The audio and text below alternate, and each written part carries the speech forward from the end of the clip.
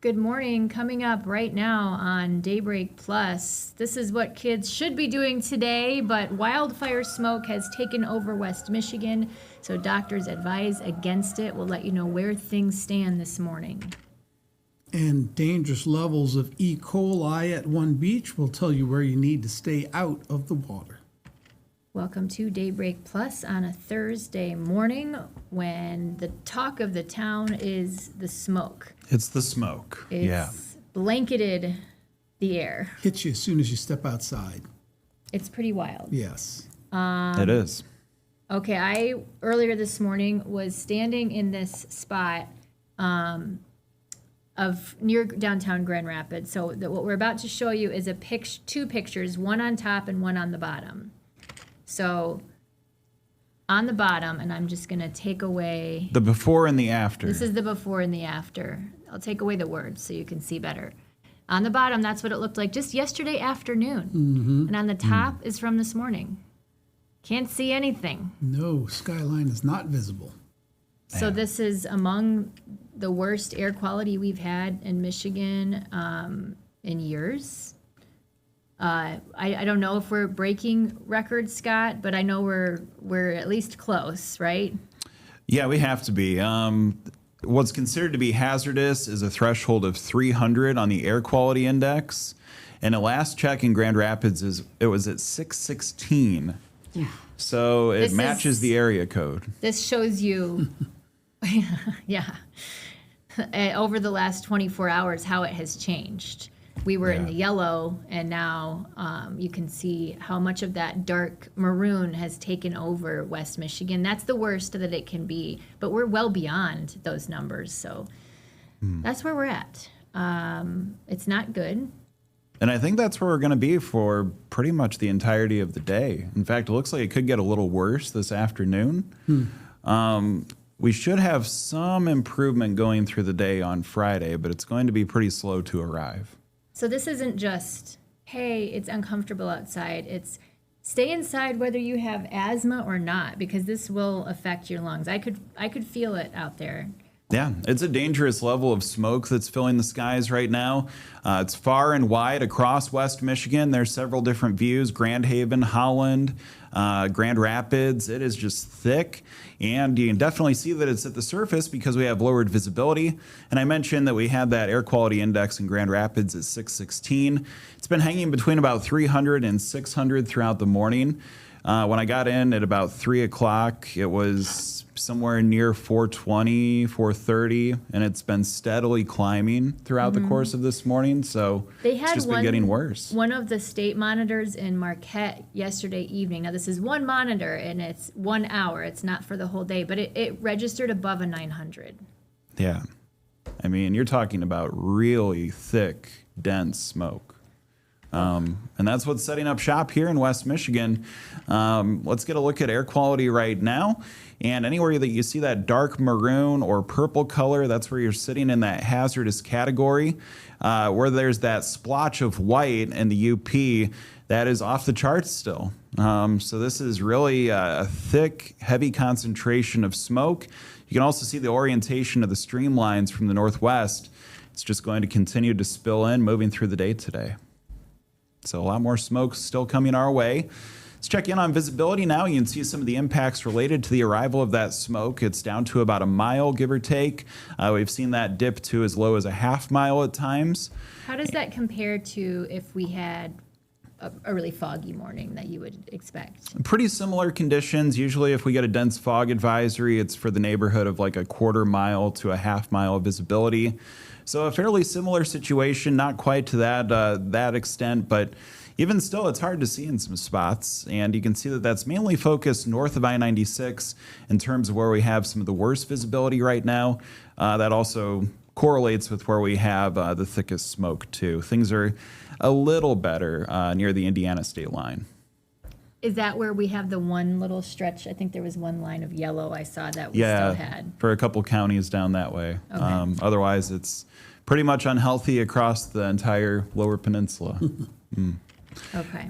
We'll get a look at the next 24 hours. Looks like the smoke hangs around into the morning hours of Friday.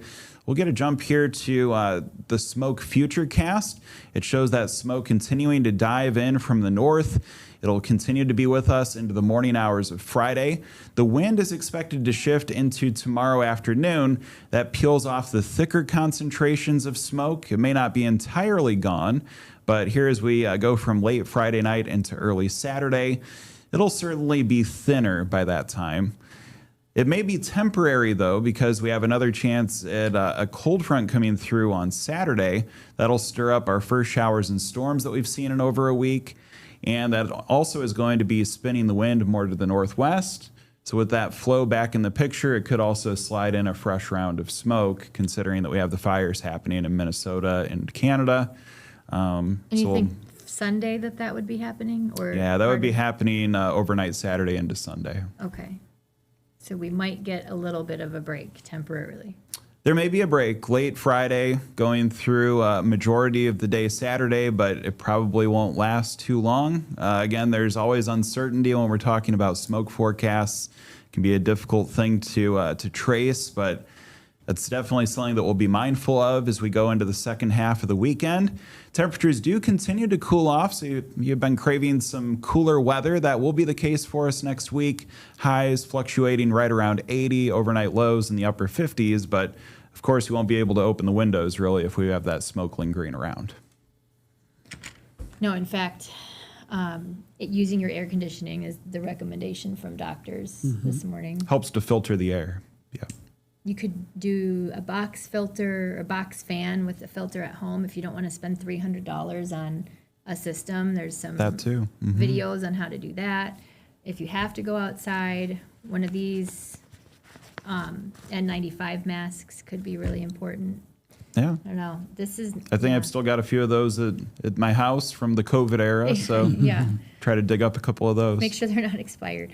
Yeah. I don't know if they do, but all right. Thank you, Scott. And I know, we've talked to pediatricians and parents about this situation because it's not just irritating, it's dangerous. Yeah, in this situation it is, just given how high it is. Yeah. So kids should be playing outside. This is why they're not. So my husband was in Taos area yesterday. So it was clear here, and he was sending me these videos. So you knew what was coming, but now it's here. And this is what one pediatrician told us about the dangers, especially for children who have asthma. For like our patients, we are encouraging them to make sure that their inhalers are filled and up to date and not expired. If they have shortness of breath, chest pain, or difficulty breathing, letting us know right away or seeking medical attention. We have patients who would be admitted to the ICU and sometimes for several days because of an asthma flare. So especially our bat asthmatics, this can be pretty dangerous. I mean, it definitely makes us keep an eye on her more closely when she's running around playing with friends. Obviously, she enjoys being a very active kid. So anytime there's air quality issues around, we just like to keep an eye on her. We keep her inhaler a little bit closer just in case she has any of those asthma attacks and just ask her to keep a little bit more relaxed and calm approach. So yeah, maybe it's not a beach day today. It's not a pool day today. It's a stay inside kind of a day. Unfortunately, that's just where we're at. When I walked out of the apartment this morning at whatever it was, 3:15 or so, you could just feel it. You could smell it. It was lingering in the air. So yes, stay inside is the best advice. I came in from south of Grand Rapids, and when I got in my car, it was a little hazy, but barely noticeable. And as I was driving in, that's when it was really settling into the city. And immediately I could smell that smell, man. And actually I was looking at some of the discussion boards on Facebook groups and stuff, and people who hadn't noticed, followed along with what was happening, were asking, is there a fire somewhere? They thought because the smoke was so thick and the smell was so strong that there must be a fire somewhere nearby, not the ones in Ontario. I thought something was burning in the building when I got up. So that's how bad it is. That's how it is. So just be careful this morning. We have some other stories to get to coming up, including rabies in Ottawa County. Confirmed in Ottawa County. We'll tell you all about that.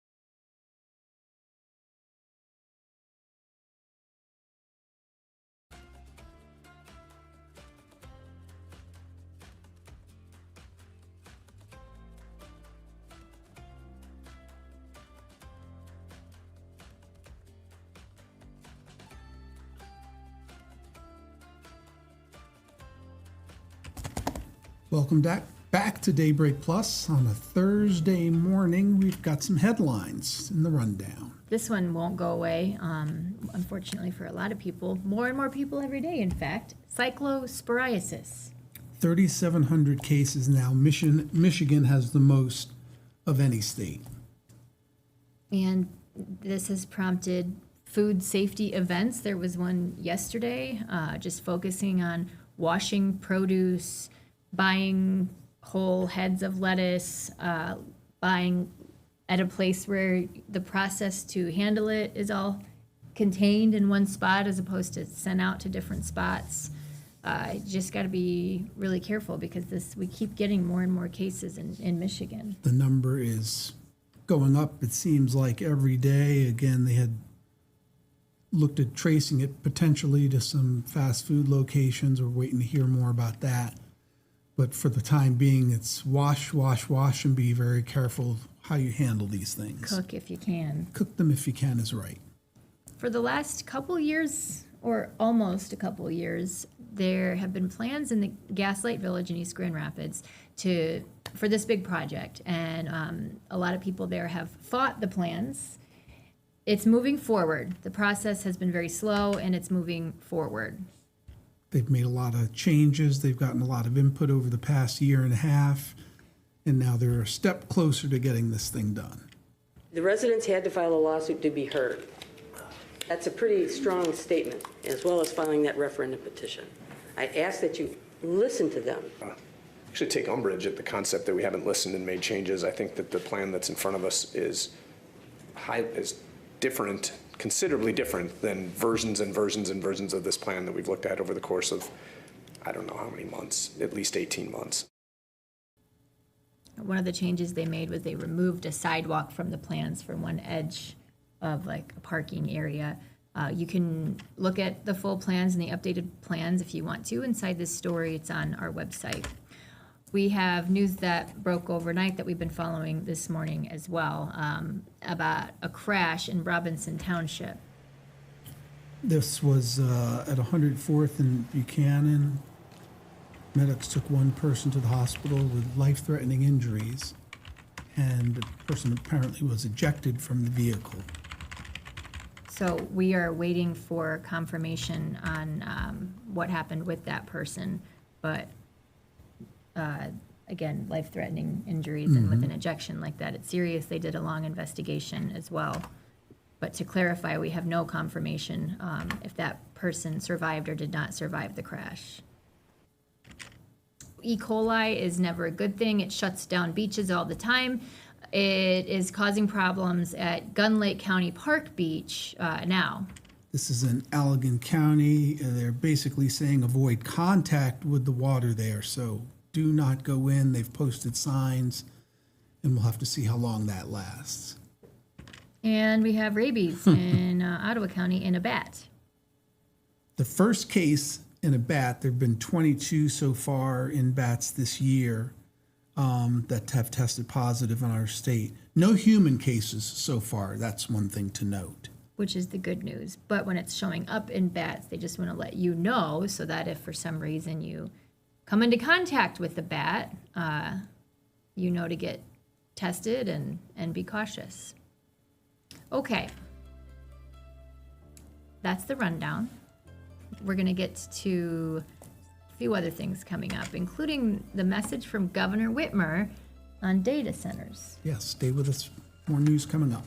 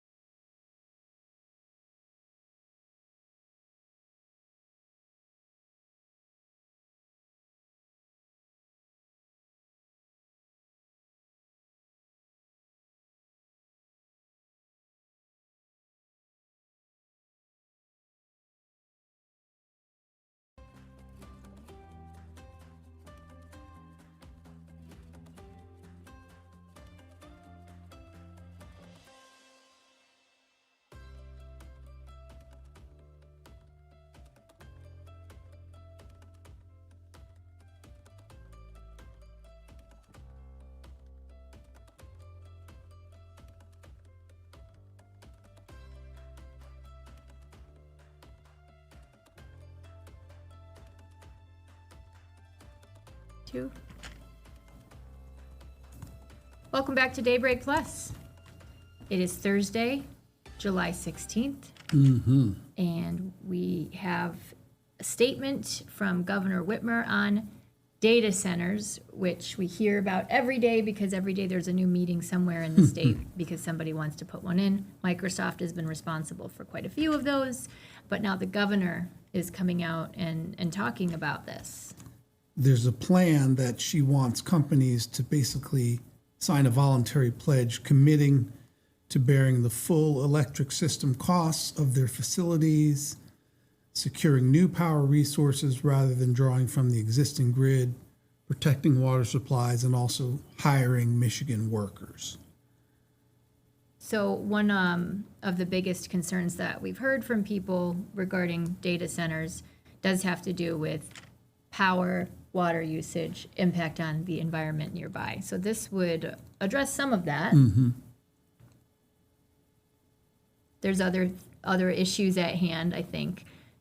Concerns about, what this would mean for their communities. One of the quotes in her statement says that any data center company that wants to invest in Michigan must ensure working families do not pay a single penny for data center development or operations, protect our national resources, and create local good-paying jobs. So there's a whole data center pledge that she has that George kind of went over, and I'm just going to get that on the screen for you here. There you go. Maintaining the electric grid reliability. We already have electric utility companies tacking on to the cost actually not even every year. It's sometimes multiple times a year. And the rates change, yes. So and assuring that we and small business owners don't have to pay for those energy demands is part of this pledge. And the water usage is another big one, which if you have a closed system, obviously that would be a requirement for any of these. But there's still, you're taking that water and then putting it back into an area. So they just want assurances that this is not going to be contaminated water, that there's heat that's involved, though. They're heating things up when they do that. This is not the end of the story or the conversation. There was some backlash also to the governor. The $16 billion Saline Township data center that was built there. And there was a lot of feeling about that. And anyway, the governor's now come up with this plan. We're going to do celebrity birthdays for this Thursday, July 16th. And one of my favorites, Will Ferrell. Oh, Will Ferrell, 59. 59 years old today. He is great in Anchorman and Elf. I think Elf might be one of my favorites. I loved him on Saturday Night Live. Yeah. His original stuff on SNL, I really enjoyed. Some of the movies where he plays more uncomfortable characters, I kind of cringe. Like Wedding Crashers, or I don't know. There's worse, I guess, out there. But yeah, he's very funny. Yeah. Another big one, Barry Sanders. Oh, yeah. Sir Barry Sanders. Sir Barry Sanders. Sir Barry. I always forget the people who have been knighted who are Americans. And yeah. 2004 Hall of Famer, 10-time Pro Bowler, one of the great running backs. Some might argue the greatest, but certainly one of the greatest. We can call him the GOAT. Corey Feldman, 55 years old. 55. We also, if you want to go back to some sports, we have Carly Lloyd. Let's keep talking soccer. I didn't realize she won 2 World Cup titles, 2015 and 2019 with Team USA.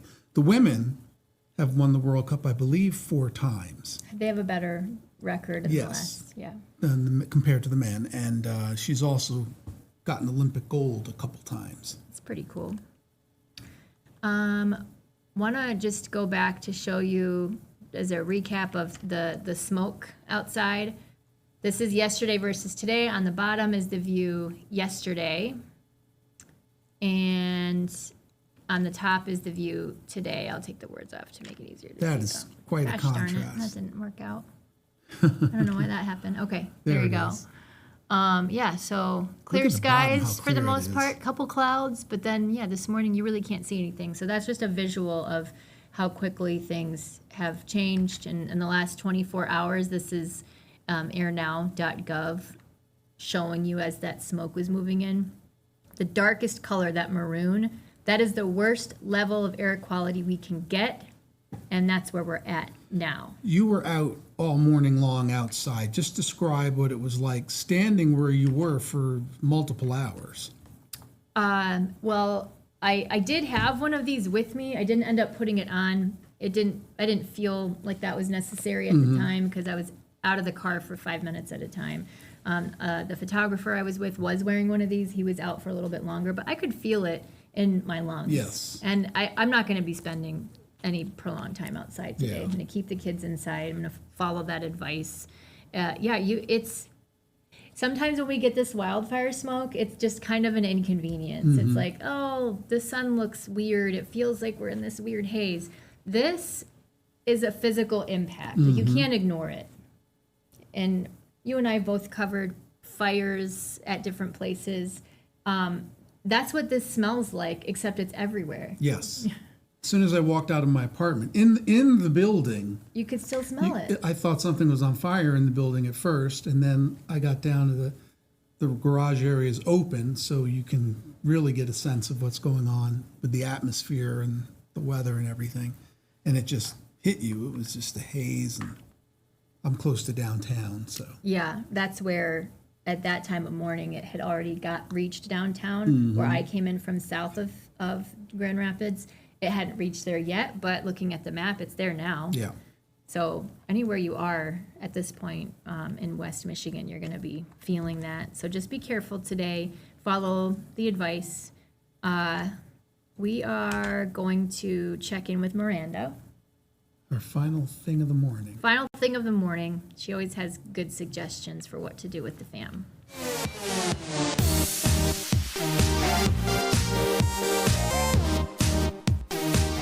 Today is a great day to head.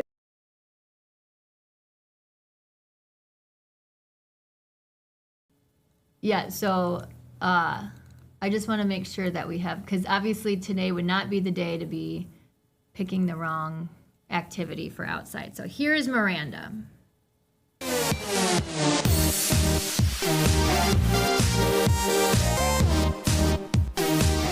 Looking for something really fabulous to do with your kids tonight? Bring them to downtown Holland. You have a special event that's just going to be amazing. Yeah, so we are taking over Downtown Holland Street Performer Series at GDK Park and bringing fiesta to the people. All right, so talk to me about your organization. La UP is the oldest Latino-led organization in the state of Michigan. We have existed for over 60 years, and our mission is to empower Latinos to participate in creating a better community for all through advocacy, education, and celebration. I love it. Bring the kids to downtown Holland and get ready to celebrate. If you want more information on how you and your family can be involved, head to our website, woodtv.com. Look for ways to make today special where you live.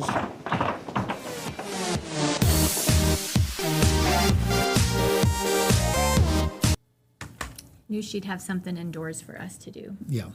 Stay indoors. That's the word of the day. Yeah. Thanks for watching us here on Daybreak Plus. Have a great day. We'll see you next week.